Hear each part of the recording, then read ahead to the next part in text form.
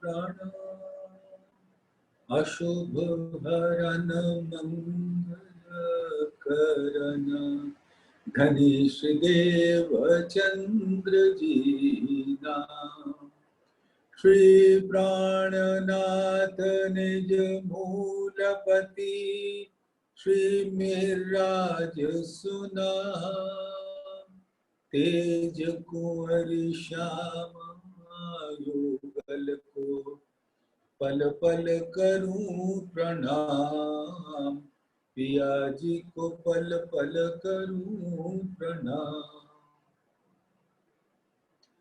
प्रथम लागू दो चरण को धनिये न छुड़ायो खिन लांक तले लालेड़िया मेरे जीव के ही जीवन इन पांव तले पड़ी रहूं धनी नजर खोलो बातूं पलना वालूं निरखूं नेत्रे मेरे जीव के ही जीवन मेरे जीव के जीवन। धामधनी अक्षर अतीत के परम प्यारे लाडले सुंदर साथ जी, आपके सुंदर सौंदर्य से भरपूर नूरी तन मूल धन धामधनी के चरणों में विराजमान और हर सुंदर साथ के कोमल चरणों में मेरी इस आत्मा के दिल का प्रेम भरा सिजदा कबूल किया जाए। प्रणाम जी। सुंदर साथ, आज धामधनी की असीम अनुकंपा कृपा से हम सब उस सागर में झील रहे जिसके बारे में किसी को कुछ पता नहीं, और ये एक ऐसा सागर है जिसको धामधनी प्रकट भी नहीं करते किसी के सामने। ऐसा गुह्यतम अंतस्पुर का ये भेद है, जैसे यहां पर राजा की कई रानियां होती हैं, बादशाहों के हरम में उनकी बेगमें होती हैं। तो जहां पर राजा और रानियों के बीच में वार्तालाप होता है या विध विध की लीलाएं होती हैं, वो अंतःपुर कहलाता है। महल तो बहुत विशाल होता है, वहां तरह तरह के लोग होते हैं, लेकिन अंतःपुर एक होता है और वो उसके बारे में राजा किसी को नहीं बताता। सब कोई राजा का स्वरूप जब वो आकर अपने सिंहासन पर बैठते हैं तो सारे दरबारी हाथ बांधे खड़े हो जाते हैं उनके हुक्म का पालन करने के लिए, और किसी ने भी ये गुनाह कर दिया, हुक्म की उधूली कर दी या हुक्म की नाफरमानी कर दी, सजा है मौत।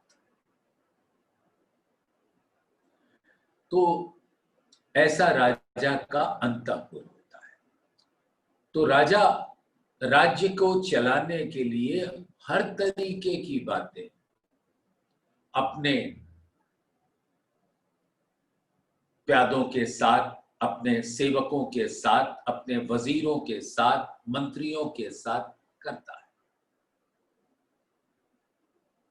जर्रा जर्रा उसके साम्राज्य का पता होता है उन मंत्रियों को, सेवकों को, और किस प्रकार से उन्हें वहां का कार्य सुचारू रूप से चलाना है वो आदेश लेते हैं राजा का और कार्य करते हैं। लेकिन राजा अंतःपुर की बात किसी को नहीं बताते। और अंतःपुर में कौन रहता है? जिनका राजा से अटूट संबंध होता है, निस्बत होती है। तो निस्बत का खुलासा तो करना नहीं। तो ये उस निस्बत की बात इस सागर ग्रंथ में हो रही है जिसको झीलने का सौभाग्य मात्र निस्बतियों को होता है। निस्बतियां परम धाम के हाहूत में, हाहूत यानी वो स्थान जो अंतःपुर कह सकते हैं, मूल मिलावा। और मूल मिलावे का भी मूल तो रंग महल होता है। तो मूल मिलावे में बिठाकर एक ख्याल दिखाया, ये सब आप सुंदर साथ जान के एक स्वप्न का मंडल दिखाया। लेकिन रंग महल के अंदर तो ऐसी अंतरंग प्रेम की लीला होती है जिसका ब्यौरा किसी के साथ नहीं होता। तीजी भौम से आप अपनी सुरता ले चलो, तीजी भौम से हम सबको धामधनी लेकर आए मूल मिलावे में। हके कौल किया उतरते अलस्तो बेरब को, फिर कहा अरवाहों ने बल्ले न भूलिया, ऐ रूहो तुम बीच नासूत के जाती हो, तुम हमको कब, मैं तुम्हारा परवरदिगार हूं, तुम हमको कब न भूलिए। इस प्रकार से तीजी भौम से आ गए मूल मिलावे में। और मूल मिलावे में एक ऐसी लीला दिखाई जो परम धाम में नहीं देखा था हम। इसलिए मूल मिलावा यहां की हकीकत का जो मूल स्वरूप है, परम धाम हकीकत, और उसका जो मूल है मूल मिलावा, जहां से दोनों जगह को इल्म से देखा जा सकता है, दोनों हकीकत के स्वरूप। लेकिन उस मूल मिलावे का भी जो मूल है वो रंग पर वाली मंदिर है। तो वो मार्फत का मार्फत है। परम धाम का जो हकीकत है उसका मूल है मूल मिलावा मार्फत, और उस मार्फत का मार्फत है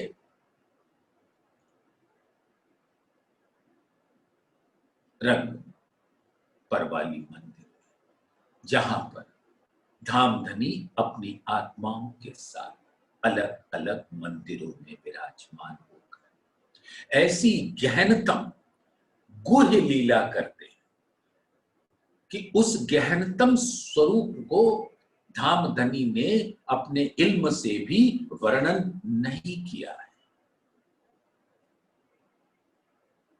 निस्बत सागर के पश्चात जब धामधनी मेहर करेंगे तो परिक्रमा ग्रंथ में हम सब देखेंगे परम धाम के 25 पक्षों की लीलाओं का बहुत ही विस्तार पूर्वक वर्णन किया है।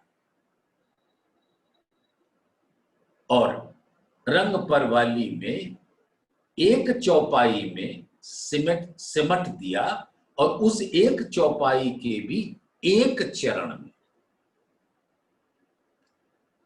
पहला चरण है अब क्यों रे कहूं प्रेम इतको, वो अंतःपुर में कैसा प्रेम की लीला है उसका बयान क्या कर। अब क्यों रे कहूं प्रेम इतको, सुख लेवे चाहियो चित्त को। धामधनी अपनी अंगनाओं के साथ जो उनके दिल में है उस प्रकार का सुख लेते हैं। और तीसरा चरण कहते हैं सुख लेवे सारी रात। और चौथे चरण में उस मार्फत से उठाकर हकीकत में बिठा देते हैं। तीसरी भूम आवे उठ प्रात। तो रात्रि के 9 बजे से सुबह 6 बजे तक की वो अंतःपुर की लीला है जो निस्बतियों के साथ होता है। और उसका बयान धामधनी ने इल्म के सागर में श्री कुलजम स्वरूप में भी सिर्फ रूहों को इशारा देने के लिए, उनको याद दिलाने के लिए सिर्फ इतना कह दिया, सुख लेवे सारी रात। अब वो कैसा सुख है? वो तो निस्बतियां जब जागृत होती है तब उनका दिल जानता है। और वो इस भरे बाजार में सरेआम नहीं करेंगे। अंतःपुर को राजा कहीं भी जाए, अपने मंत्रियों से गुप्त मंत्रणा कर सकता है साम्राज्य को चलाने के लिए। अर्श की बादशाही में उसका हकीकत स्वरूप प्रकट हो जाता है, उनके हुक्म से वहां भी और यहां भी। लेकिन अंतःपुर की लीला नहीं प्रकट होती, वो किसी के साथ साझा नहीं करते। वस्तुतः अगर आप देखें तो वैसे तो हर स्वरूप में धामधनी का दिल है, जिसके अंदर उनके पूर्ण अनंत हकीकत की लीला विराजती है। हक आदि अर्श मोह, जुगल स्वरूप, परम धाम और 12,000 ब्रह्म सृष्टियां, ये उनके दिल में विराजता है। और वही दिल सब रूहों के अंदर विराजता है। तो हर रूह के अंदर 12,000 ब्रह्म सृष्टियां होती हैं, क्योंकि दिल तो वही वाहिद का ही है। सबके दिल में वाहिद है और उनका स्वरूप वाहिदत का होता है, यानी उस वाहिद की लहरें।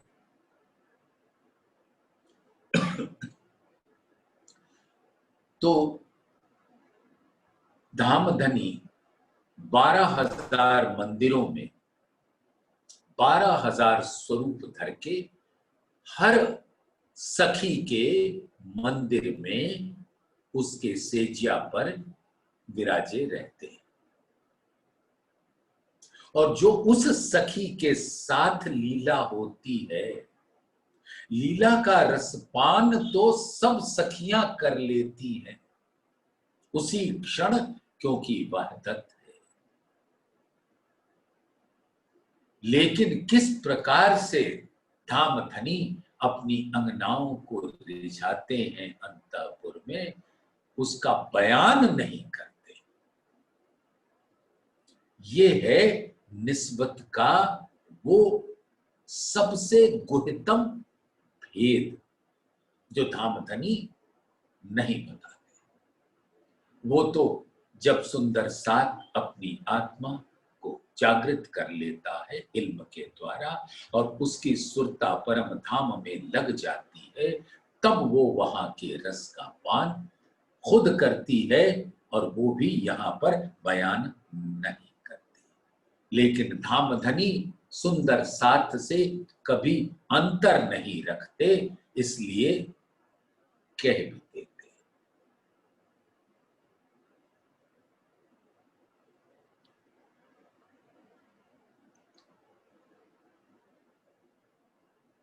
एह इलम ए इश्क और निस्बत कही जो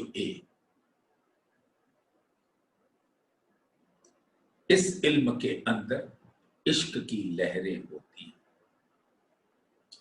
इल्म और इश्क दो अरस परस होते हैं। इल्म में इश्क अव्यक्त रूप से और इश्क में इल्म भी अव्यक्त रूप से, क्योंकि इश्क का स्वरूप ही धामधनी का स्वरूप होता है और धामधनी तो अपने इल्म के सागर में विराजते हैं। एह इल्म ए इश्क और निस्बत कही जो ए, और जो निस्बतियों का वर्णन कर रहे हैं। तो जो निस्बत है सिर्फ उनके लिए है, ये इश्क और इल्म। वो तो दुनिया इस संसार में उसका कुछ स्वरूप ग्रहण कर पाती। सारे सुख, अनंत सुख अद्वैत में होते हैं। याद रखिए सुंदर सा, अद्वैत यानी एक, वाहिद, खिलवत, मार्फत।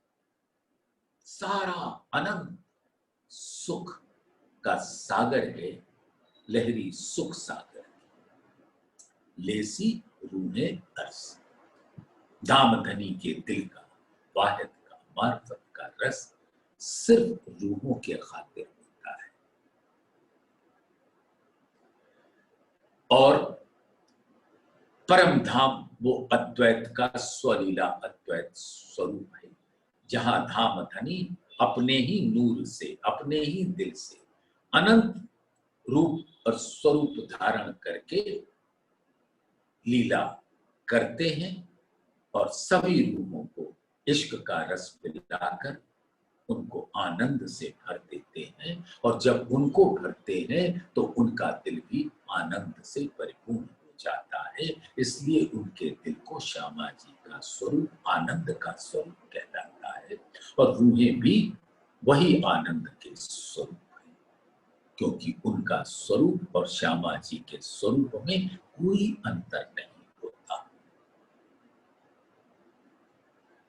और द्वैत मंडल जो इस ब्रह्मांड में है, वो ऐसा जंगल है, ऐसा भूल भुलैया है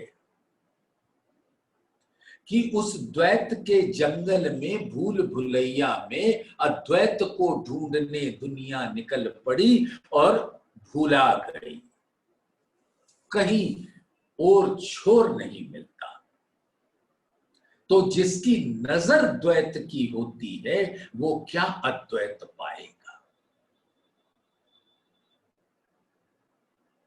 और सिर्फ रूहों की नजर अद्वैत की होती है, इसलिए वो अद्वैत का रसपान कर पाती है। इश्क अद्वैत का स्वरूप है, वाहिद का स्वरूप है, मारिफत का स्वरूप है, धामधनी के दिल का स्वरूप है। तो उसी दिल के स्वरूप रूहें उस अद्वैत का, इश्क का की पहचान करके उसका रस का पान कर सकती है, और वो भी इल्म मिलने के बाद। इश्क का रसपान तो होता है, लेकिन इश्क के स्वरूप की जानकारी नहीं होती। तो इस द्वैत के जंगल में, भूल भुलैया में सुंदर सा इल्म वो रोशनी है कि जो रूहें भी इसी जंगल में आई हुई, जहां सारी जीव सृष्टि भूल बैठी है, क्योंकि उनका ही वो स्वरूप है। वो खुद ही भूल भुलैया है, वो खुद ही एक ऐसी जंगल है जहां खुद को, खुद की पहचान नहीं हो पाती और ढूंढते रहते हैं। कहीं किसी पेड़ को पाया जंगल में, उसको ही ब्रह्म बना दिया। पत्थर पाया, उसको ही ब्रह्म बना दिया। जल पाया, उसको ही ब्रह्म बना दिया। बस यही भूल भुलैया है द्वैत का। लेकिन इसके अंदर रूहों के पास वो तारतम्य का प्रकाश है। जैसे एक सागर में लाइट हाउस होता है। सागर अनंत है, विशाल है, असीम, अथाह, और उसके बीच में एक लाइट हाउस होता है जिसके ऊपर एक रोशनी होती है, जिससे जो उस सागर में, भव सागर समझ लो, उसमें इधर उधर हाथ पैर मारते रहते हैं, दिशा विहीनता की स्थिति में रहते हैं, उनको सही दिशा मिलता नहीं। वो मार्ग सूचक यंत्र होता है जिसकी रोशनी होती है। तो इस भवसागर रूपी जंगल में, द्वैत के जंगल में, धामधनी खुद अपना इल्म लेकर खड़े हैं। और जिसने उस इल्म की पहचान कर ली, उस रोशनी की, नूर के तारतम्य की पहचान कर ली, वो तो अपना दिशा पा जाएगा और वो उस स्वरूप में पहुंच जाएगा जिसने ये तारतम्य धारण कर रखा है। इस भूल भुलैये में सुंदर श्री प्राणनाथ ही वो लाइट हाउस का रोशनी है, तारतम्य के स्वरूप है। बस उनके चरणों में पहुंचना है और बाकी दिशा तो वो स्वयं दिखाकर अपनी रूहों को ले जाएंगे। लेकिन उनकी पहचान, उस लाइट हाउस की पहचान भी कौन कर सकता है? जिसकी नजर अद्वैत की होती, बाकी सबकी नजर द्वैत की होती। तो द्वैत की नजर तो द्वैत में ही भूल जाता है अपने ही स्वरूप। और इस जंगल से निकालकर धामधनी अपने पास ले चलते हैं अपनी उन रूपों को जिनकी मूल से ही नजर जो है वो अद्वैत की है। द्वैत से उनका क्या लेना देना? द्वैत के संसार में आए तो क्या हुआ? हम हैं तो अद्वैत। बस यही तो पहचानना। मैं हक अर्स में जुदे जानती, वहां मुझे द्वैत अद्वैत का पता नहीं।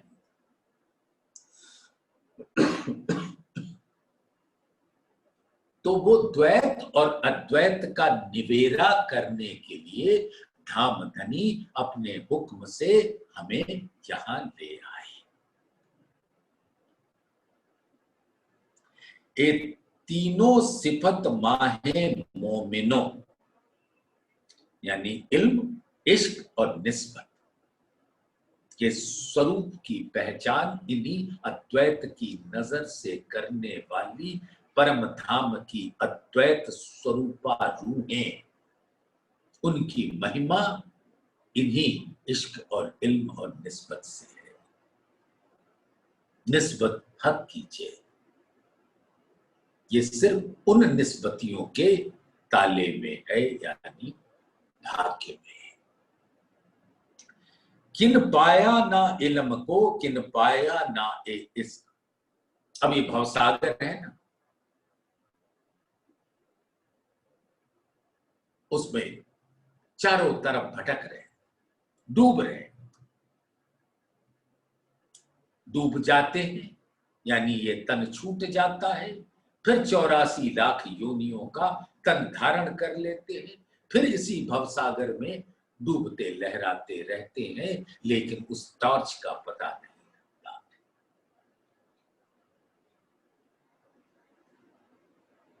तो वो इल्म का टॉर्च है, नूर तारतम, जो इस भवसागर रूपी भवंडर में, ऐसा भंवर वाला ये भवसागर है कि किसी को भी अगर वो टॉर्च से उसकी नजरें हटी तो उसने अपने ऐसे भंवर में घेर लेगा कि बस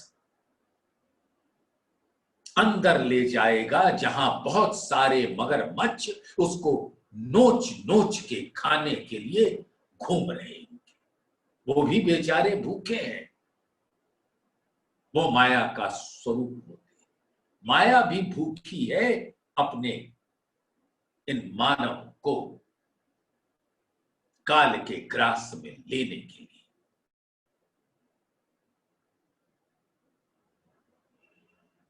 किन पाया ना इन इल्म को, किन पाया ना इश्क। तो जब तक वो अद्वैत रूपी नूर तारतम का टॉर्च नहीं दिखेगा, इस भवसागर में डूबते ही रहते हैं। लेकिन ये तो निस्बतियों का लिए वो टॉर्च है। तो क्यों पावे एक निस्बत, तो उस ना इल्म पाया ना इश्क पाया, तो निस्बत को कैसे पा पाएंगे। अपने बीच में तन धामधनी का हुक्म देखो, सबको मानव का तन धारण करा दिया, तो सबको ही अपने आप को ब्रह्म सृष्टि के तन के जैसा समझ लेते हैं। क्या दुर्भाग्य। मतलब जिनका कोई औकात नहीं, वो भी अपने आप को राजा समझने लगते। तो क्यों पावे एक निस्बत, पहले सूरत न पाई। जब तक अक्षरातीत की पहचान नहीं होगी, तो उनकी निस्बतियों की पहचान कैसे हो सकती। सुंदर साथ, आप उस अद्वैत की नजर लेकर अद्वैत के स्वरूप हो, और इस इल्म के बाद अपनी महिमा को जान लो, और आपका चलन वहदत का होना चाहिए। यहां के जीवों के जैसे नहीं होना चाहिए। एक गुज भेद हक रूहन के, यही निस्बत का जो भेद है अंतःपुर का, अद्वैत का।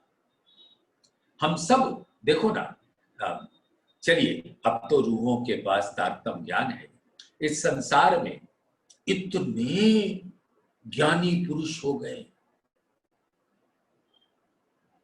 जो द्वैत का निवेरा करते हैं अद्वैत के साथ, कि ये द्वैत है, ये अद्वैत है, और उस अद्वैत के भी इतने विश्लेषण कर देते हैं। अद्वैता अद्वैत, विशिष्टा अद्वैत। हमें तो पता ही नहीं कितने नाम रख देते हैं अद्वैत को। हमें क्या लेना देना ऐसे ज्ञानियों के ज्ञान से। हमको तो हमारे प्राण प्रीतम ने अपना ज्ञान दिया है, बस उस ज्ञान को देखो, उसमें रहो और मस्त रहो। ऐसे टिमटिमाते हुए दीपकों का क्या करना जब मेरा लाइट हाउस खड़ा है। ये तो जुगनू के भांति टिमटिमाते रहते हैं, जिनकी रोशनी से एक नाखून भी न दिखेगा।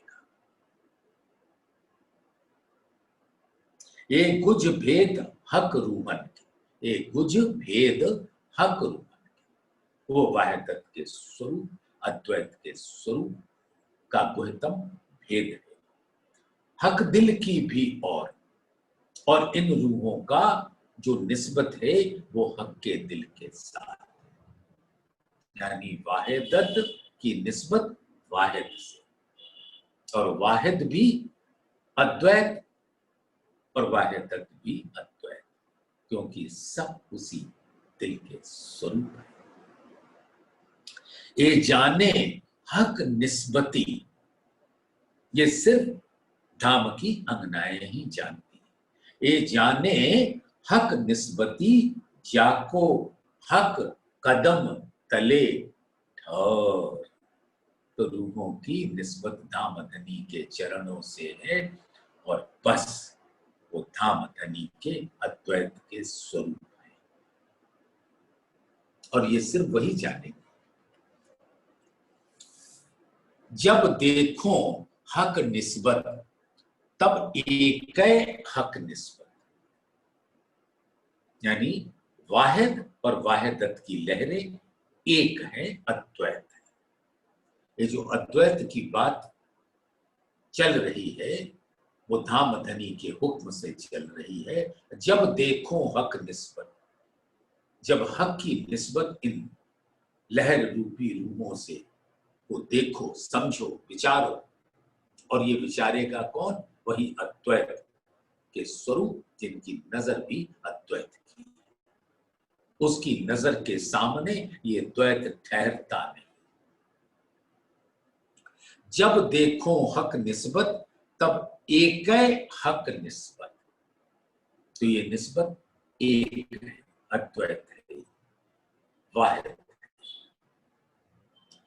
और हक का हुक्म कछु ना हुक्म बिना कित, तो एक है अद्वैत स्वरूप निस्बत और एक है धामधनी के दिल की इच्छा।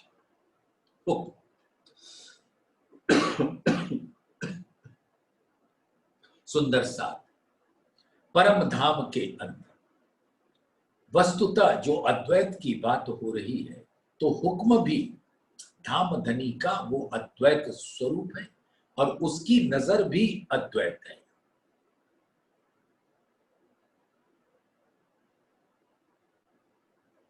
और आप यहां पर देख सकते हो परम धाम के अंदर जो कुछ भी होता है वो धामधनी के दिल की इच्छा से होता है। पहले लई हके दिल में, पीछे आई माहे नूर, ता पीछे हादी रूहन में, यूं कर हुआ जब। जो बात करनी है हके, अब बात करनी मतलब लीला, जो बात करनी है हके पहले लेवे माहे दिल, फिर वहां से हुक्म रूपी प्रकट होता है, पीछे सब में पसरे जो वाहिदत में असल। तो परम धाम के अंदर सब कुछ धामधनी के हुक्म से होता है। हुक्म रहता है अद्वैत, अप्र, जिसको कहते हैं अव्यक्त, दिखता नहीं है। लेकिन परम धाम में कुछ भी नहीं होता बिना हुक्म के, क्योंकि सब धामधनी के दिल की इच्छा से होता है। हके किया हुक्म वतन में, सो उपजत अंग असल, जैसा देखत सुपन में, तैसा बरतत इत नकल। सुपन हो दिल भीतर, धामधनी ने अपने दिल में जो लीला ली है वो सब उनके हुक्म से है। तो जैसा धामधनी अपने हुक्म से रूहों को अपने चरणों में बिठाकर दिखा रहे हैं, वैसे ही उनके सुपन के स्वरूप, उनके प्रतिबिंबित स्वरूप, उनके अक्स के स्वरूप, जिसको नकल कहा जाता, असल की नकल, जैसा देखत सुपन में, ए जो बरतत इत नकल। पर आत्म के अंतस्करण जेती बीतत बात, देती इन आत्म के करत अंग साख्या। ये बातें हम लोग इल्म की यहां मिलकर कर रहे हैं, क्योंकि धामधनी ने पर आत्म के दिल में डाला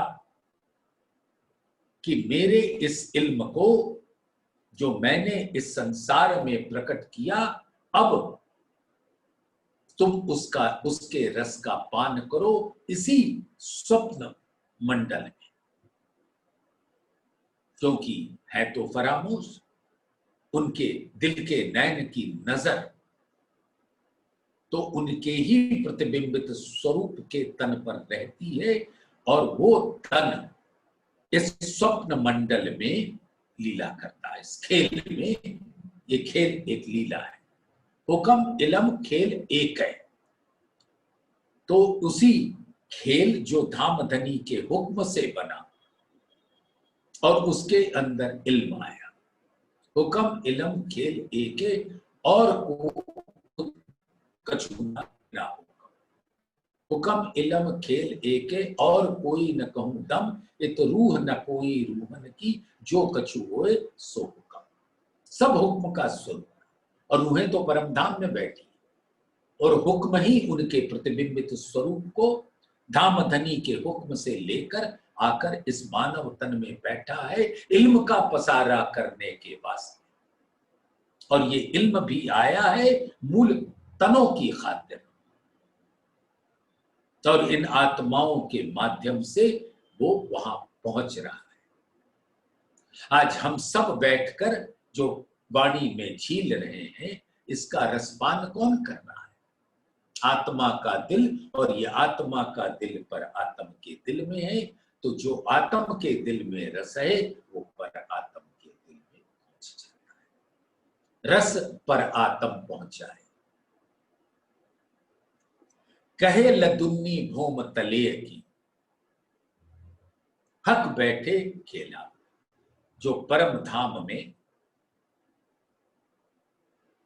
उस अद्वैत भूम पर पहली बार रसूल साहब को इल्म सुनाया और उसका खुलासा किया इस संसार में आकर, तो अपनी पर आत्म को तो वो पहुंचाना है।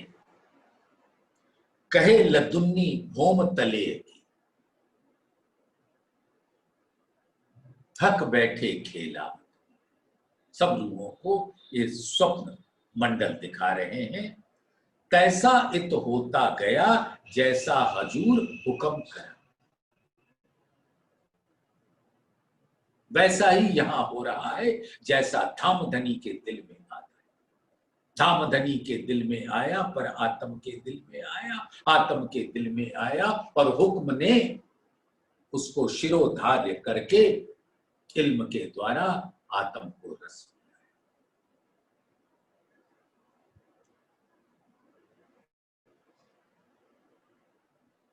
असल हमारी अर्स में ताए ख्वाब दिखावत तुम। अब आत्माएं अब समझ रही हैं इल्म से। असल हमारी अर्स, हमारी यानी आत्मा, असल हमारी अर्स में ताए ख्वाब दिखावत तुम, यानी धामधनी पर आत्म को ऐसा ख्वाब, ऐसा ख्याल दिखा रहे। और ये सारा हुआ ही इसलिए है, इश्क बेवरा देखन एक तुम्हें दिखाऊं ख्याल। इश्क ताल्लुक रूह में, रूह और इश्क दोनों एक स्वरूप, छूटे ना बदले हाल। परम धाम का वहदत का स्वरूप से रूहें कभी अलग नहीं हो सकती। तो असल हमारी अर्स में ताए ख्वाब दिखावत तुम, जैसा उत ओ देखत तैसा करत हैं। अब धामधनी के दिल में, दिल रूपी पर्दे पर जो पर आत्म के दिल के नैन की नजर देख रही है, वैसा ही इत होता गया। और हम वैसे ही कर रहे हैं। आज हम सब सुंदर साथ मिलकर वाणी का रसपान कर रहे हैं। तो ये कैसे? ये धामधनी का हुक्म ही तो है। तो परम धाम में भी धामधनी का हुक्म, इस संसार में भी धामधनी का हुक्म, और योग माया में भी अक्षर ब्रह्म को अपना हुक्म देकर वहां की सारी लीलाएं संपादित कराई। रास लीला धामधनी ने संपादित कराई अपने हुक्म से। हक हुक्म तो है सब में, हुक्म बिना कछु ना है। सब में, परम धाम में, योग माया में और क्षर ब्रह्मांड, हक हुक्म तो है सब में, हुक्म बिना कछु ना है। पर यामे हुक्म नजर लिए और रूह का बड़ा मता याम है। तो वो अद्वैत की नजर आत्माओं की नजर बनती है और उसको हुक्म ने लेकर धारण किया हुआ है और वही अद्वैत की नजर ही तो रूहों का सबसे बड़ा खजाना है।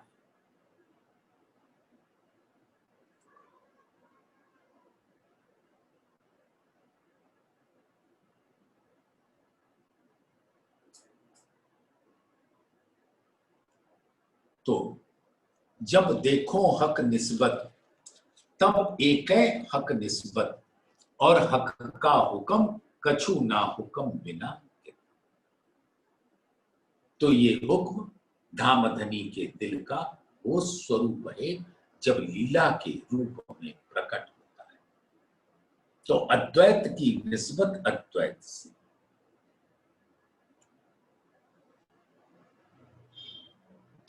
जो कोई हक के हुक्म का ताए जो इल्म करे बेशक।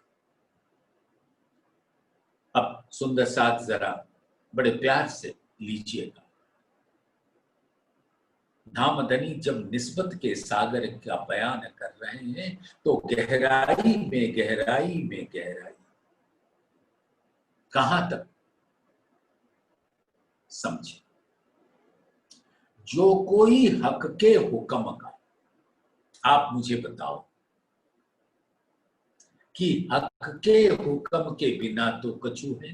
हुक्म इलम खेल एक है और कोई न कहूं दम, ये तो रूह न कोई रूहन की, जो कछु होए सो हुक्म।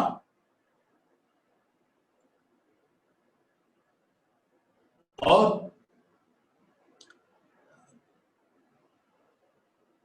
हुक्म के बिना कहीं कुछ नहीं। हक हुक्म तो है सब में, हुक्म बिना कछु ना है। तो जो कोई हक के हुक्म का, तो यहां तो कह दिया ना, जो कोई, सभी हक के हुक्म के अंतर्गत ही है। कहा क्यों?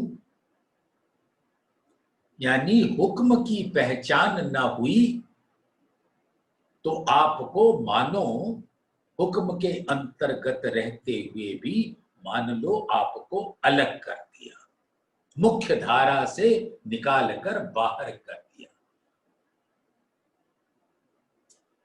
और वो हुक्म का आवेश स्वरूप प्राणनाथ है। और जिन्होंने भी, जो कोई, मत इस हुक्म के संसार में जितने वो लोग हैं जो कोई हक के हुक्म आवेश स्वरूप की पहचान करके उनके चरणों में उनकी शरण में आ गया, उसकी बात हो रही है। जो कोई हक के हुक्म का ताए जो इल्म करे बेशक, और उसको ये इल्म शंका रहित कर देता है, द्वैत और अद्वैत का निबेरा कर देता है ये इल्म। लेवे अपनी मेहर में तो नेक दीदार कबू हक। और जिसने भी इस प्राणनाथ के स्वरूप की पहचान कर उनके शरण में आ गया, सुंदर श्री भरत खंड के, सुंदर श्री बुंदेलखंड के, सुंदर श्री परनामिने, सुंदर श्री गुम्मट जी के परम धाम स्वरूप का दीदार कर लिया, जिसके अंदर श्री जी साहिब जी के स्वरूप का दीदार कर लिया अपने दिल से, और उनके अटूट विश्वास के साथ उनके चरणों में कुर्बान हुआ, उसको धामधनी लेवे अपनी मेहर में तो नेक, थोड़ा सा तो नेक दीदार कबू हक। हक बैठे इन इलम, वो धामधनी का वांगमय स्वरूप विराजते हैं श्री गुम्मट जी के 12 थंबों के सिंहासन पर। 12 थंबों के बीच में। तो उनको इल्म से थोड़ी पहचान मिल जाती है। बस इतनी तो करो कि बस प्राणनाथ को छोड़कर और कोई नहीं। सुंदर सा, कितनी मधुर बात है।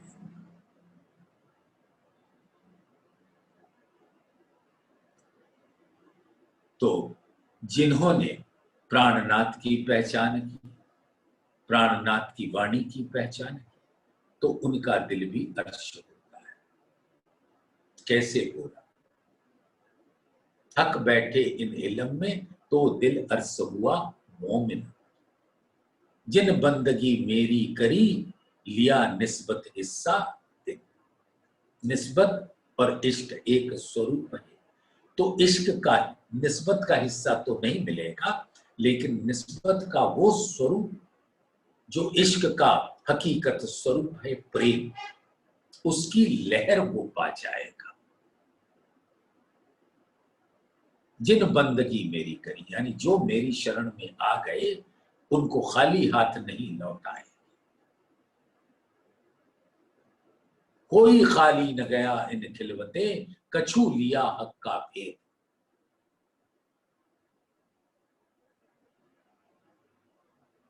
तो सुंदर सा, अपनी मेहर तले, मेहर की छतरी तले ऐसे हर जीव को ले लेते हैं जो पूरी तरह से अटूट ईमान और विश्वास के साथ, सेवा समर्पण के साथ, श्रद्धा के साथ, सबूरी के साथ दामदनी के चरणों में विराजते हैं, प्राणनाथ के चरणों में। तो अपना दीदार इल्म से दे देते हैं, क्योंकि इल्म लिया तो परम धाम में जो स्वरूप है उसका वर्णन उसमें है। तो उस स्वरूप को अपने दिल में, ऐसे जीव जो फना है उनके दिल में भी वो अंकित हो जाता है। पर कबू दीदार ना निस्बत का, ना काहू को एह न्यामत। ए जुबा इन निस्बत की कहा करसी सिफत। अब निस्बत के असल स्वरूप की दीदार नहीं देगी। यहां पर आत्माओं की महिमा गा सकते हैं, सुंदर साथ की महिमा तो गा सकते हैं, लेकिन निस्बत, असल निस्बत, वाहिद की वाहिद, उनके दीदार नहीं देंगे। पर कबू दीदार ना निस्बत का, ना काहू को एह न्यामत। और ये न्यामत तो किसी के लिए नहीं। ए जुबा इन निस्बत की कहा करसी सिखत। तो महामती जी फरमाती है कि इस जुबान से कैसे निस्बतियों के स्वरूप का बयान किया जाए। ये जो स्वरूप निस्बत के काहू ना देवे दिखाए, और ये निस्बत के जो स्वरूप हैं जिनका मूल परम धाम में, जो धाम धनी के दिल में बसते हैं, वाहिदत जो लहरें हैं उसका मूल है वाहिद। तो वाहिदत की लहरें सिमट कर वाहिद में प्रवेश कर जाती है, और उस वाहिद का स्वरूप तो कोई देख ही नहीं सकता। तो निस्बत का स्वरूप कैसे दिखाई देगा।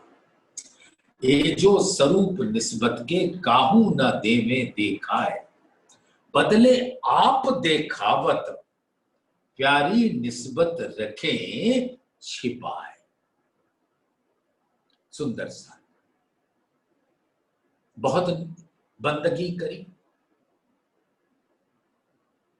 तो निस्बत को तो छिपा के रखेंगे, अपने आप को जाहिर कर देंगे। अपना स्वरूप दिखा दे। तो एक स्वरूप तो है प्राणनाथ का स्वरूप, उसको दिखा दे। और किसी ने इस प्राणनाथ के स्वरूप को ग्रहण कर लिया तो जो धामधनी के ही अक्षर स्वरूप हैं, वो स्वरूप एक लीला तो है, लीला से अलग है, लेकिन वो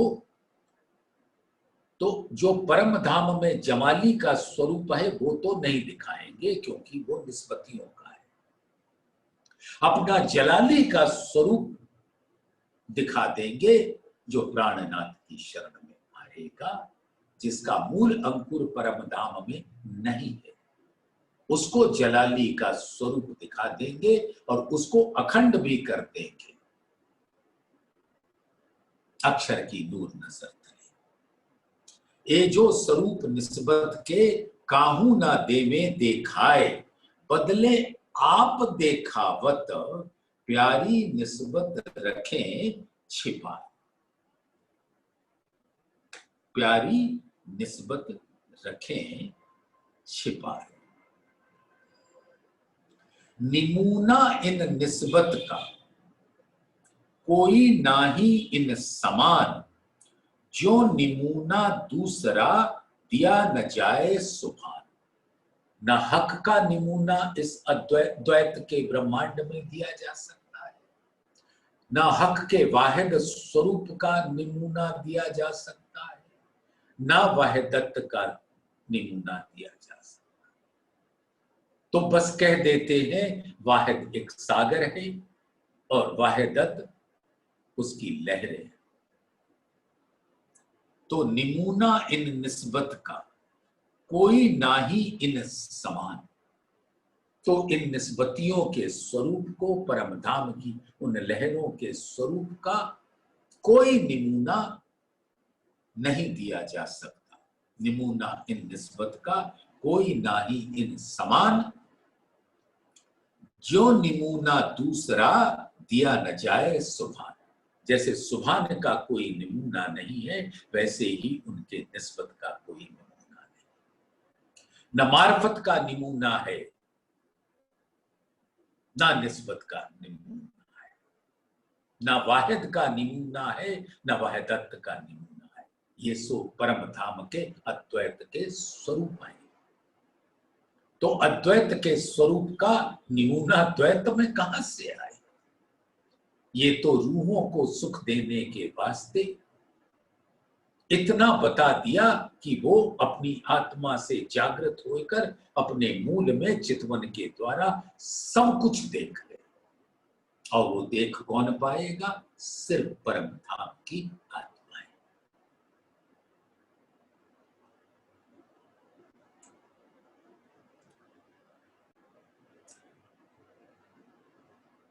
तो सुंदर साथ आज समय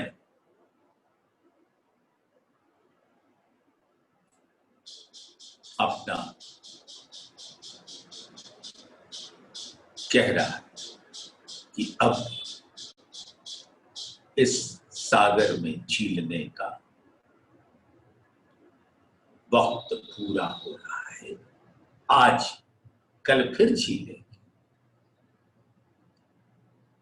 तो यही इसी चौपाई संख्या है 28, 21 से 28 तक 8 चौपाइयों में हम सुंदर साथ ने झीला। निमूना इन निस्बत का कोई नाही इन समान, जो निमूना दूसरा दिया न जाए सुभान। दिया न जाए सुभान। द्वैत की कोई भी बात अद्वैत को नहीं लगती। बोलिए श्री प्राणनाथ प्यारे की जय। बोलिए श्री सतगुरु महाराज की जय। बोलिए श्री सर्व सुंदर साथ की जय। धाम के धनी की जय।